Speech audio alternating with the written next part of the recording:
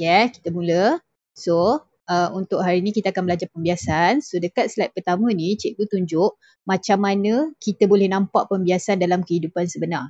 Alright, so sekarang ni kalau macam contoh korang masukkan straw ke ataupun pensel, pen masuk dalam cawan. Okay, tiba-tiba korang nampak pen atau pensel tu bengkok. Okay, macam gambar nombor 1 tu. Ataupun macam contoh korang ada laser. Lepas tu laser tu korang pancarkan. Okay, korang tekan laser tu, korang on korang punya laser, dia sepatutnya straight je. Tapi bila dia lalu, ada kaca ke apa benda kan, kalau korang nampak kat sini dia jadi bengkok.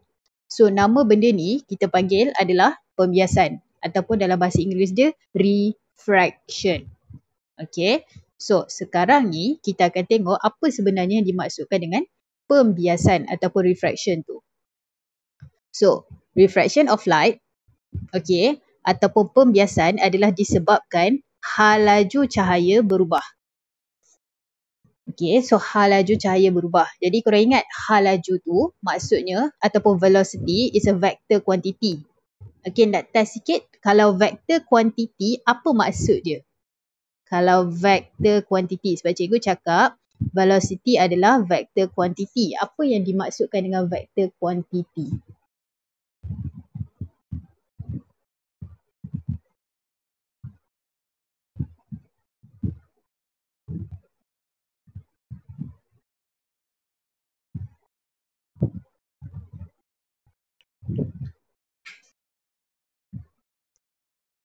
Yes, okay, so banyak yang betul kan? So korang ingat lagi. So, vector quantity adalah quantity yang ada magnitude and direction. Maksudnya ada value dan juga direction. Okay, so value tu maksudnya bila dia tengah bergerak, kelajuan dia berubah. Direction tu maksudnya direction dia berubah lah. Okay, itu sebabnya cahaya tu jadi bengkok. So, secara ringkasnya, refraction adalah disebabkan perubahan hal laju apabila dia lalu medium yang mempunyai ketumpatan berbeza ataupun density yang berbeza, optical density yang berbeza. Alright, so sekarang ni rasanya itu sepatutnya tak ada masalah. Cikgu nak ajar satu benda. Garis normal. Okay, dia macam garis normal. Okay, nampak macam tak ada kaitan dengan apa yang kita baru cakap tadi, tapi garis normal adalah penting ataupun bahasa Inggeris dia normal line. Okay, so contoh dia macam ni normal line tu apa? So sekarang ni kalau korang tengok kat sini, merah ni adalah garisan cahaya. That is a ray of light. Okay, laser ke apa-apalah. And then dia touch this surface. Okay, bayangkan that surface tu adalah maybe kaca ataupun permukaan air, tak kisahlah. Okay, tapi tempat dia sentuh tu, kalau korang lukis satu garis yang macam ni, 90 degree ni, ini adalah normal line. Okay, nanti kejap lagi kita akan belajar cara guna dia, tapi nak bagi tahu dulu, itu adalah normal line. Okay, so 90 degree daripada surface. Okay, kalau untuk gambar yang kedua ni, ini adalah dia punya surface tau. Yang warna hitam ni adalah surface dia. Jadi 90 degree daripada surface adalah macam ni. So, ini adalah dia punya normal line. Okay, so dekat dalam slide ni, pertama sekali yang korang kena tahu adalah apa itu refraction. So, refraction adalah bila hal laju dia berubah. V dia change. Okay, nombor 2 yang cikgu ajar dalam slide ni adalah apa itu garisan normal ataupun what is a normal line. So, point nombor 1 dan point nombor 2, faham tak?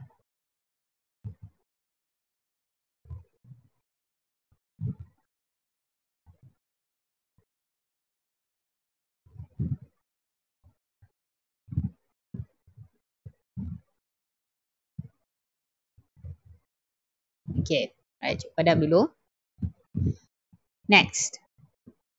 Okay, so sekarang ni, tadi kan kita cakap pasal, okay kejap. Kita cakap pasal light tu akan bengkok. Macam for example, kita tahu, okay ni garis merah. Garis merah ni adalah cahaya kan? And then kita ada garis normal. Lepas tu bila kita cakap refraction ataupun pembiasan, kita kata dia akan bengkok. Okay, tapi sekarang ni bengkok ni banyak cara dia. So dia boleh bengkok macam ni. Okay, dia boleh bengkok macam ni. Nampak tak? So macam ni, kalau kita lukis normal line kat sini. Okay, dia boleh bengkok dekat macam ni. Dia boleh bengkok jauh macam ni. Jadi, macam mana kita nak tahu arah dia bengkok tu?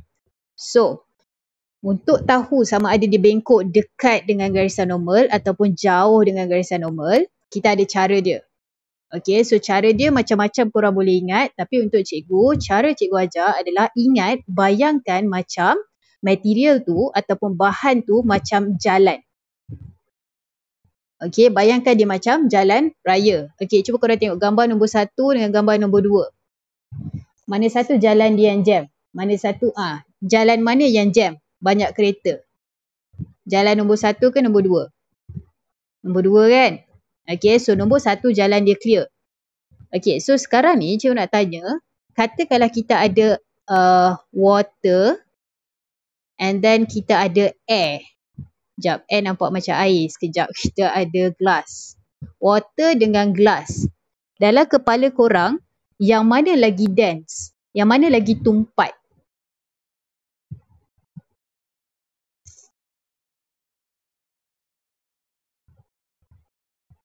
Okay, yang mana lagi dense? Okay, so sekarang ni just in case kalau korang tak tahu dense tu macam mana, for the sake of class kita hari ni, just imagine tumpat tu macam ada banyak benda dalam dia. So maksudnya antara water dengan glass, glass lagi banyak benda dalam dia. Okay, so dalam kes ni, cuba kalau kita nak apply balik pasal dense dengan tak dense tu, jalan nombor 1 ni, tumpat ke tak tumpat? Dense ke tak dense? Dense ke less dense? Kalau gambar nombor 1 ni.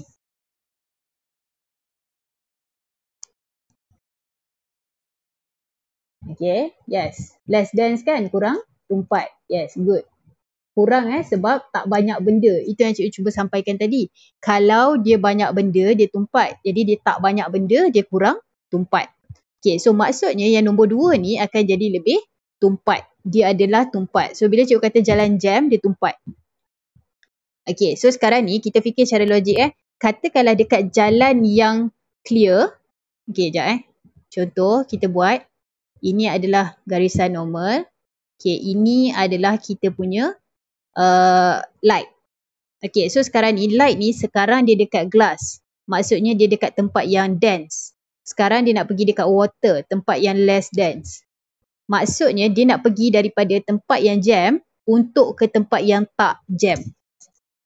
Okay, cikgu ulang balik. Kalau dia gerak daripada glass to water, umpama dia nak pergi ke tempat yang lebih, yang kurang jam. Okay, faham tak statement tu? Daripada glass ke water adalah dia nak pergi ke tempat yang kurang jam. Jalan yang clear. Statement tu faham tak? Water adalah jalan yang clear. Okay, boleh Alright, so sekarang ni bila cikgu kata dia dekat jalan yang clear, korang kena faham bahawa jalan yang clear, dia kalau korang bawa kereta atau kenderaan dekat jalan yang clear, kita boleh bawa laju. Okay, kita boleh bawa laju. Maksudnya light ataupun cahaya, bila dia masuk tempat yang less dense, dia akan gerak dengan laju. So, higher velocity. Okay, so dia boleh bergerak dengan laju. Okay, lepas tu, sekarang ni kalau korang boleh gerak dengan laju, okay, dekat tempat yang jalan tak jam tu, korang boleh gerak dengan laju, jadi korang mestilah boleh pergi jauh. Betul tak logik kan? Bila korang boleh jalan laju, maksudnya korang boleh jalan lagi jauh daripada orang yang jalan slow. Okay, so maksud dia sekarang ni, dia akan pergi jauh. Nampak tak? Jauh daripada normal. So bila dekat tempat yang tak sesak, korang boleh gerak lagi jauh. Jadi bila lukis cahaya pun, dia akan gerak lebih jauh dari normal. Ini yang dipanggil away from normal. Okay, sekejap Kita ambil contoh yang kedua sekejap. Kita ambil yang ni dulu.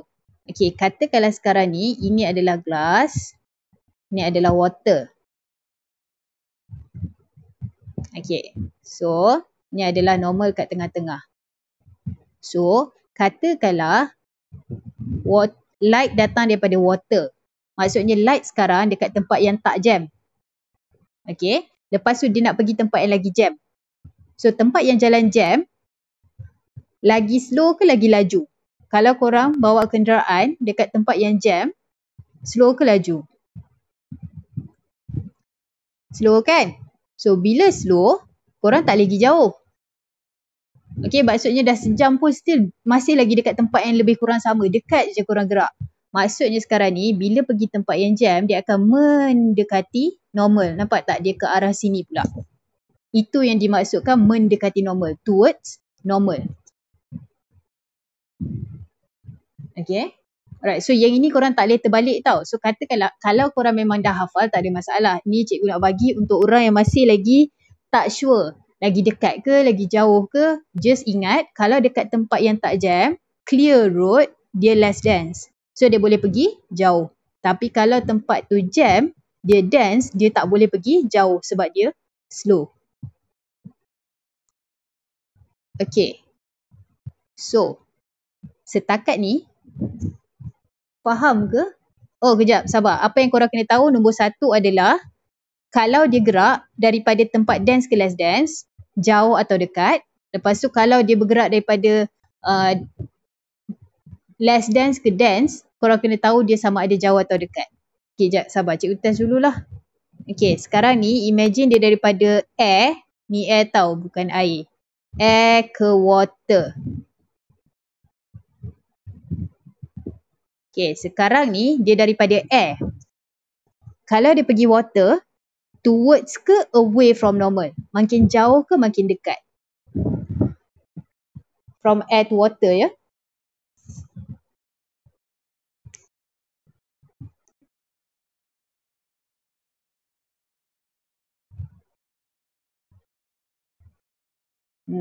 Okay, yes.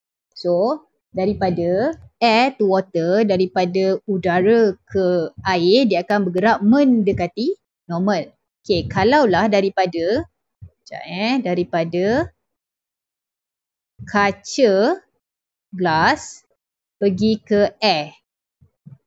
Okay, dia akan mendekati ke menjauhi normal?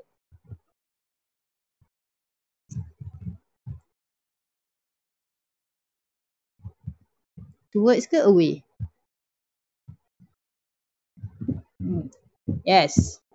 Bagus. Good job semua orang. Okay. Alright, so sekarang ni nampak macam dah faham tapi just nak clarify balik semua orang. Okay, untuk yang ni, faham ke?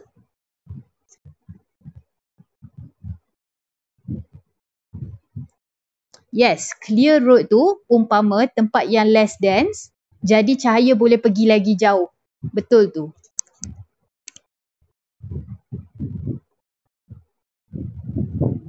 Okay, kalau ada siapa-siapa nak macam tulis balik pemahaman korang, okay, tulis je, nanti cikgu baca, cikgu bagi tahu betul ke tidak apa yang korang fikirkan. Alright, so sementara tu kita padam dulu. Okay, ada je soalan. So kita tengok dekat sini. Alright, so kita start dengan nombor 2 dulu. Nombor 2 je tau, nombor 2 Nombor 2, cuba jawab garisan dia nanti towards ke away normal? Mendekati ke menjauhi normal?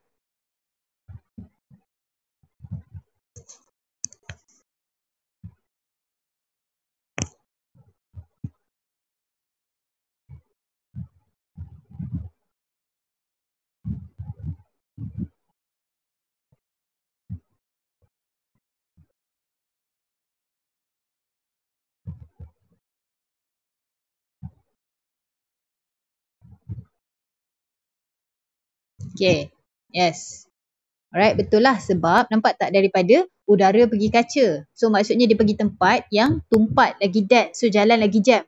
Bila jalan jam dia tak lagi jauh, so dia akan dekat. Okay, so nombor 3.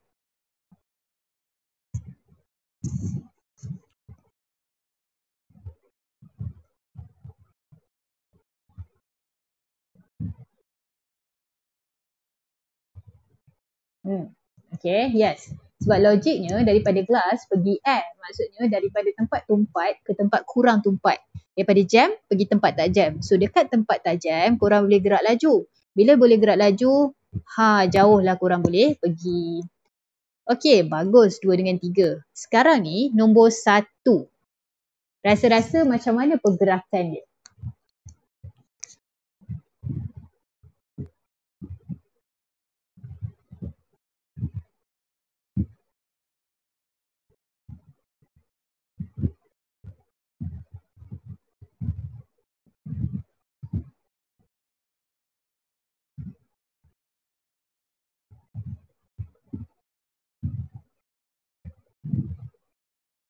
Okay, yes. Okay, yang ni kan kalau korang tak percaya, korang boleh test sendiri nanti habis kelas ke apa benda dekat rumah kalau ada laser.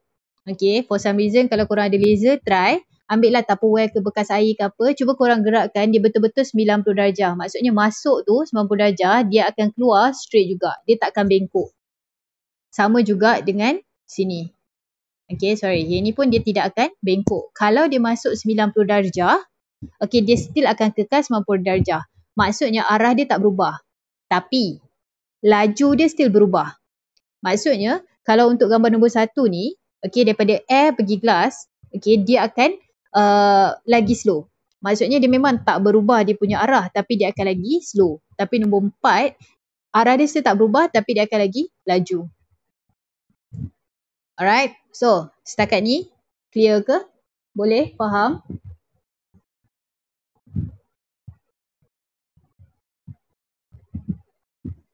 Okay. Kalau ada benda nak tanya, tanya je. Okay, so cikgu proceed dulu. Kita tengok dekat sini. Okay, ini adalah kita punya garisan cahaya. Yang cikgu tunjuk arrow tu adalah dia punya light. So soalan dia sekarang ni adalah, kalau sekarang ni agak-agak dia pergi yang mana waktu dia pergi tu, kan dia gerak, akhir dia jadi yang mana? 1, 2, 3, 4 atau 5?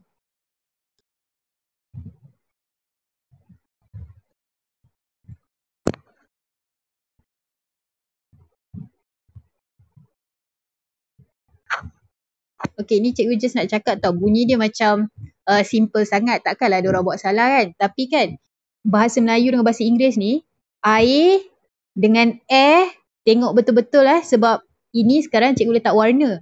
Ada biru dengan hitam, so nampak beza. Tapi kalau dalam question, bila dia buat dui bahasa, kadang-kadang air dengan air tu sebelah-sebelah, ada student dia ingat benda tu air, padahal dia adalah air. So hati-hati BMBI ni. Anyway, untuk yang ni, korang tengok balik. Okay, korang tengok balik. Dia gerak daripada udara tau. Nampak tak? Dia gerak daripada udara. Daripada udara pergi air. Bila daripada udara pergi ke tempat yang air, maksudnya dia from less dense to denser. Maksudnya dia pergi tempat yang jam. Bila tempat jam, dia slow. Bila slow, dia tak lagi jauh. So, dia akan dekat. So, jawapan dia adalah nombor 2. Okay. Alright. So, sekarang ni, cikgu nak cakap, kan kita belajar tadi macam contoh mesin cikgu lukis. Okay, ni adalah surface. Lepas tu, ada light datang. Okay, light ni datang macam ni. Lepas tu kita pun buatlah garisan normal. Katakanlah ini adalah glass ataupun kaca. Ni adalah air ataupun udara. Jadi sekarang ni korang dah tahu dah. Daripada glass pergi air, dia mestilah akan bengkok. Dan korang dah tahu dah juga bengkok tu mesti away. So maksudnya dia boleh pergi macam ni. Okay, ni betul. Tapi dia boleh juga pergi macam ni. Ni pun betul juga. Dia boleh juga pergi macam ni. Ni pun betul juga. Jadi sekarang ni kita akan belajar next part, iaitu macam mana kita nak tahu cahaya ni bila dia keluar angle dia yang mana satu. Sebab kita dah tahu dia akan bengkok. Okay, tapi kita tak tahu bengkok tu banyak mana. So untuk tahu bengkok banyak mana, kita kena belajar value N. Okay, so N ni adalah refractive index ataupun indeks biasan. Okay, kita padam sekejap, kita pergi next. Okay, tengok yang atas ni, perkataan dia adalah indeks biasan ataupun refractive index. Okay, nanti korang tengok dalam buku, dia punya actual definition. Okay, tapi dalam kepala sekarang, just bayangkan indeks biasan ni adalah material tu punya ciri-ciri yang akan menyebabkan light bengkok. Okay, makin banyak dia punya indeks biasan, makin banyak dia bengkok. Tapi depends lah. So, point dia adalah untuk dapatkan indeks biasan ni, kita ada 4 formula. Okay, kita ada 4 formula. Yang pertama adalah sin I over sin R. Ataupun sudut 7 bahagi dengan sudut pembiasan. Okay, sekejap. Sekarang ni, korang kena hati-hati. Katakanlah, ini adalah 30, contoh je lah. Ini adalah 60. So, kalau cikgu kata sudut tuju ataupun incidence angle, 30 ke 60?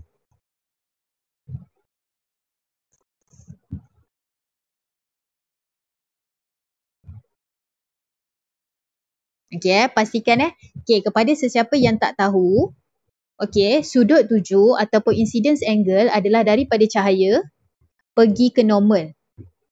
Okay, sentiasa daripada cahaya pergi normal. Ni kena hati-hati sebab kadang-kadang dalam exam dia tak bagi tau 30 ni. Dia bagi 60. Lepas tu korang pun dengan yakinnya 60 salah. Okay, so sudut biasan adalah sudut tuju adalah daripada light pergi ke normal. Okay, now dia pun towards normal. Wow, okay, yes. Imagine je lah, this is 80. So, berapa dia punya sudut pembiasan? Berapa dia punya refracted angle?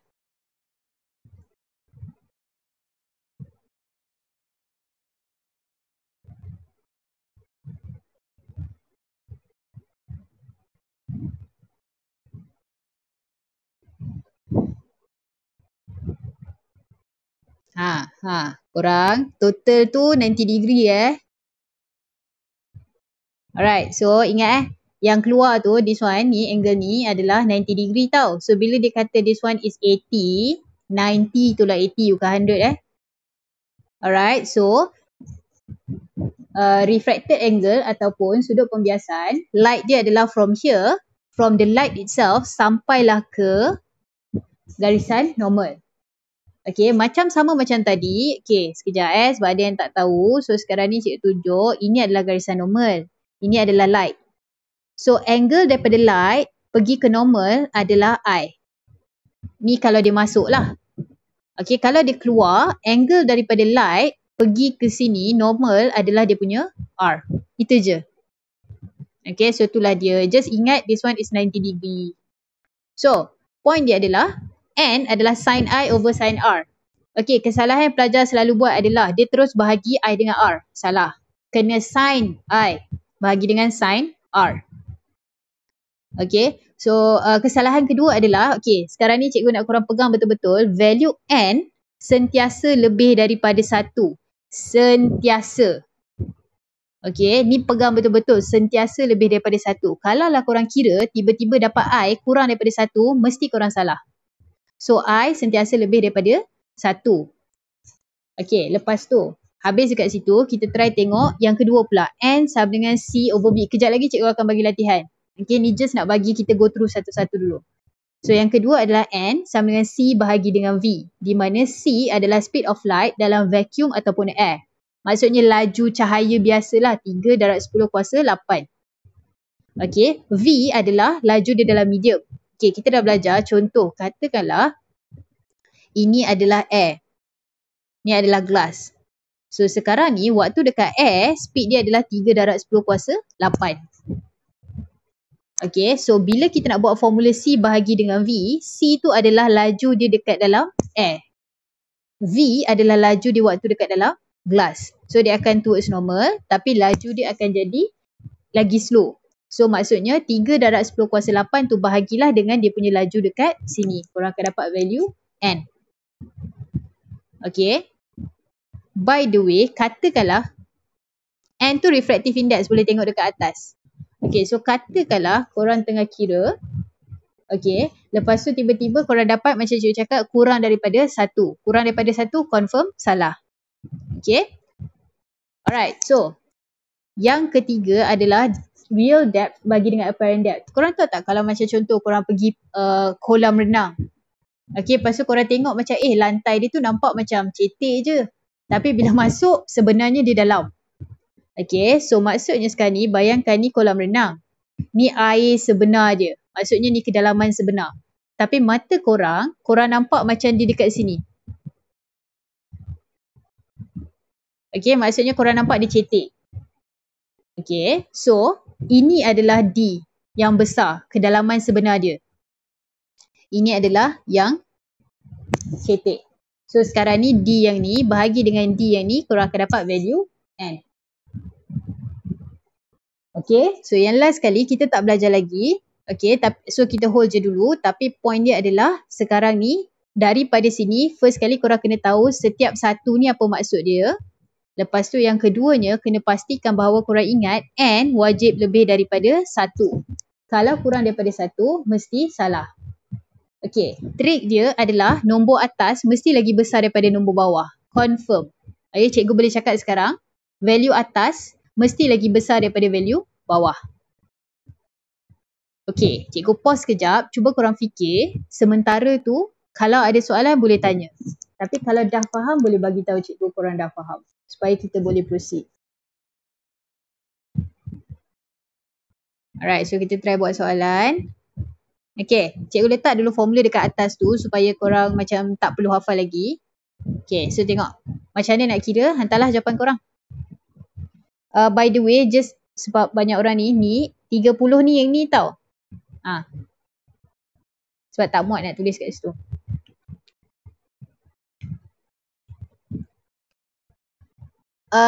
Kelas maybe dalam sampai lagi 15-20 minit lebih kurang.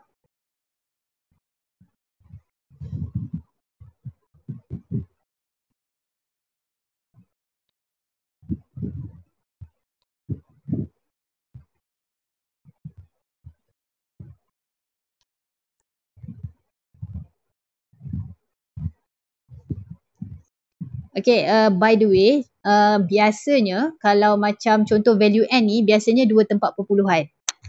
Biasanya lah. Okay. Okay, macam mana nak tekan dalam kalkulator? Okay, macam mana nak tekan dalam kalkulator? Cuba korang tengok kalkulator, tengok jap. Lepas tu nampak tak ada perkataan sin tu, sin. Nampak? So ada sin kan? Tekan sin tu, lepas tu letak nombor untuk angle I. Okay, so dalam kes ni I kita adalah 45. Sebab cikgu kata tadi kan, yang besar bahagi yang kecil. So sin 45. Tekan dalam kalkulator sin 45. Lepas tu bahagi. Okay, ataupun tekanlah bahagi punya button tu kan. Lepas tu tekan lagi sin.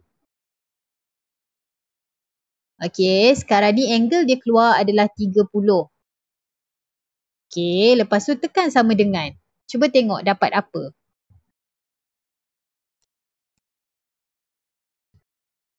Alright.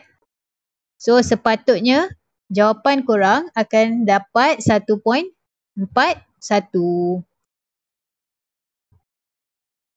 Alright. So macam itulah cerita dia. Mari sini kita tengok next dia. Yes, 2 decimal. 2 decimal point. Alright, so try this one.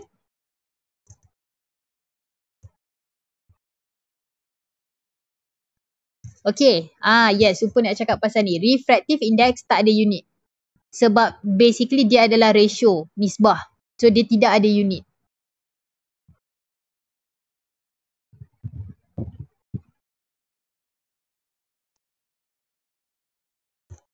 Okay, yes. So sekarang ni, kalau lah korang rasa macam yang mana satu lah, nak bagi mana lah, D besar mana lah, D yang kecil. Senang je, yang besar bagi yang kecil. So dalam kes ni, 7 divided by 5. And then korang akan dapat 1.4.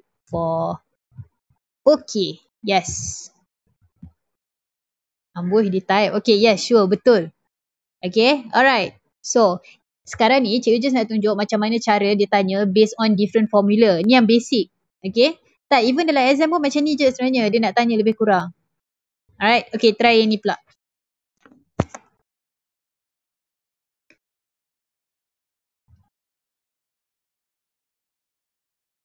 Okay, yang ni sebab dia ada darab 10 kuasa 8 tu kan. Hati-hati tekan kalkulator.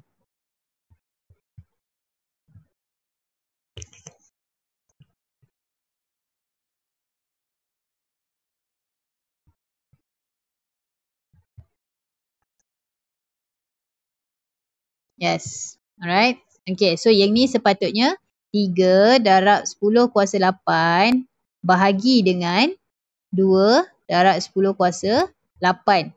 Okay, so careful lah sebab kalau tidak korang akan dapat puluh-puluh ribu lah apalah. So pastikan jawapan korang tu tekan kalkulator tu betul-betul. So sepatutnya jawapan dia adalah 1.5. Okay, done. So Yang ni kita tak belajar lagi sebab formula untuk critical angle. So kita biar dulu. Okay, ini adalah soalan trial betul-betul. Senang sangat. Jawab.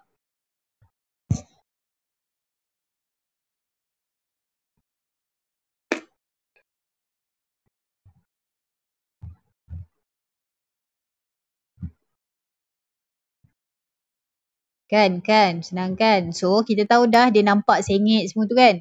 Ini nama dia pembiasan cahaya, refraction of light. Okay, very good. Okay, now. Ini pun soalan trial juga. Cuba.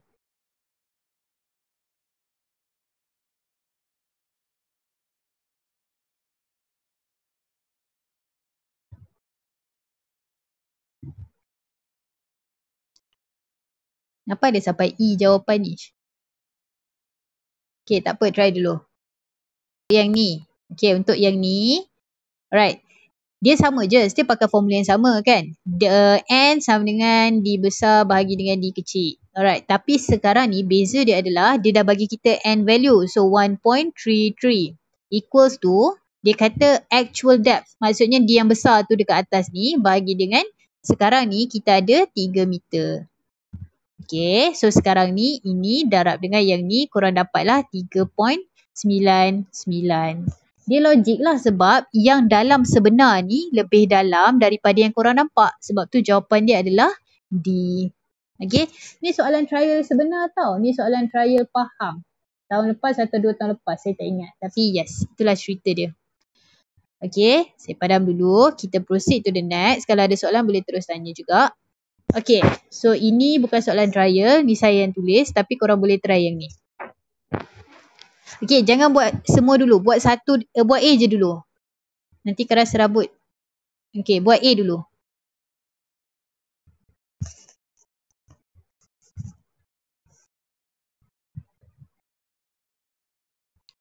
Speed of light dekat dalam air adalah 3 darab 10 kuasa 8.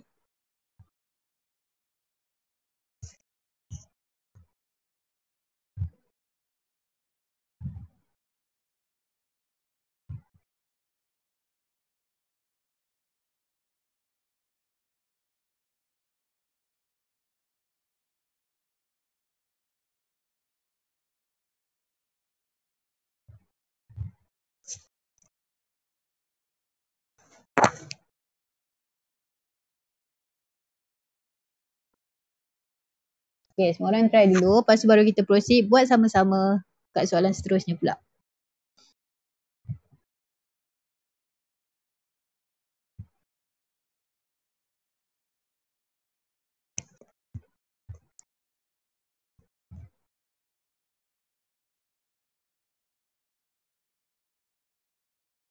Alright, okay. So soalan A, dia kata kira indeks biasan ataupun refractive index. So yang ini formula dia adalah N sama dengan C over V. So N sama dengan C over V. Jadi C kita adalah 3 darab 10 kuasa 8 bahagi dengan 2 darab 10 kuasa 8. So korang akan dapat 1.5. Jadi N untuk gelas adalah 1.5. Okay, good. Okay, sekarang ni proceed. Cuba buat soalan yang B pula. Saya tulis siap-siap kat sini. Refractive index of glass adalah 1.5. Okay, cikgu ulang balik. So sekarang ni dekat sini kita dah tahu glass adalah 1.5 dia punya N. N dah ada 1.5. Sama dengan sin I. Hati-hati. Ingat, I adalah daripada cahaya pergi ke normal. Korang tak boleh ambil 40. Korang kena pakai 50. So sin 50 bahagi dengan sin R. Okay, bila korang bawa benda ni yang atas, korang akan dapat sin R sama dengan sin 50 divided by 1.5. Okay, sekarang ni cuba kira sekejap. 50 sebab 90 tolak 40. 90 tolak 40, tadi kita dah belajar angle dia sentiasa daripada light sampai ke normal. Okay, korang try kira jap. Jangan kira yang ni, sin 50 divided by 1.5 dapat apa? Okay, sekejap korang dah 50 tu sebab tadi, okay, waktu dekat depan-depan kita dah belajar kalau nak dapatkan angle tu dia kena daripada cahaya ke normal. Nampak tak? Ni cahaya, ni normal. Ni cahaya, ni normal. So ini dia punya angle. Okay, so macam kat bawah juga. Ni cahaya, ni normal. Okay, jadi angle dia kat tengah-tengah ni. Alright, so point dia adalah kita dapat 50 sebab 90 kan. Sebab ni kan 90. So 90 tolak 40 dapat 50. Anyway, apa tadi korang dah dapat 0.51 kan. So korang dah dapat sin R sama dengan 0.51. Pandai. Okay, tadi terus ramai yang bagi jawapan ni. Tapi soalan dia adalah cari R. Bila cari R, korang kena tekan dekat dalam kalkulator. Tekan je, tekan. Tekan shift, tekan sin. Tekan shift, lepas tu tekan sin. Nanti korang akan nampak simbol dia sin negatif 1. Okay, lepas tu tekan nombor korang 0.51. So korang akan dapat 30.66 ataupun 30.7. Okay, so banyaklah praktis lagi untuk yang ni. Alright, so itulah cerita dia. Dapatlah dekat angle of refraction 30.67. So dia tadi 1.5. Okay. Yang ni tak payahlah sebab itu tak belajar lagi. Okay, so itulah cara dia. Boleh ke? Dapat tak? Faham tak apa yang berlaku kat sini?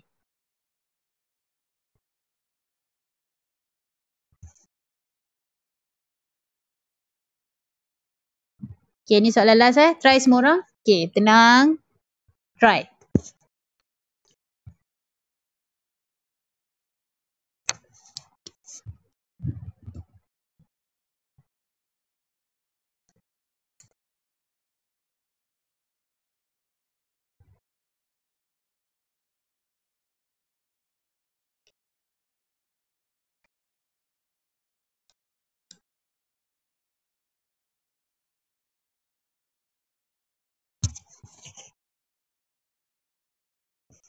Yes. N wajib lebih daripada 1. Bagus. Ingat. Ingat korang tadi cikgu dah cakap dah. N wajib lebih 1.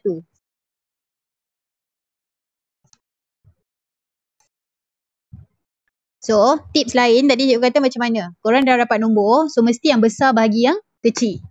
So, macam mana?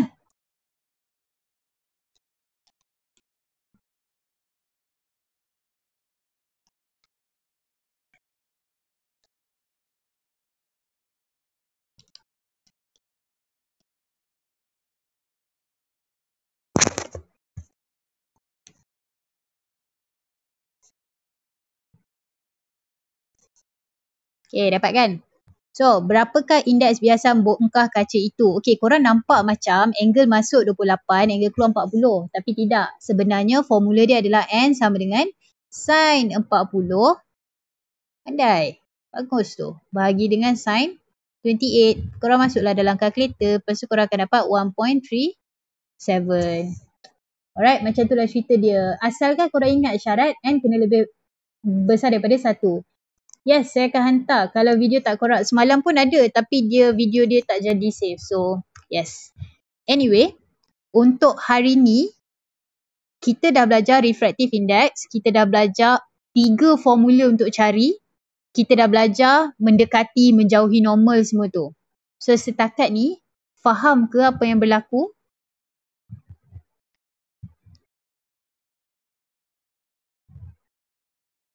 Kenapa ke atas? Kejap. Ada orang tanya soalan, saya tak faham soalan. Alright, so habislah kelas pada hari ni. Terima kasih semua kerana datang. Kalau ada soalan boleh tanya dekat dalam grup Telegram. Ajaklah kawan-kawan lagi Alright, jangan lupa nanti, sekejap saya cikgu habiskan record dulu. Okay, tamat.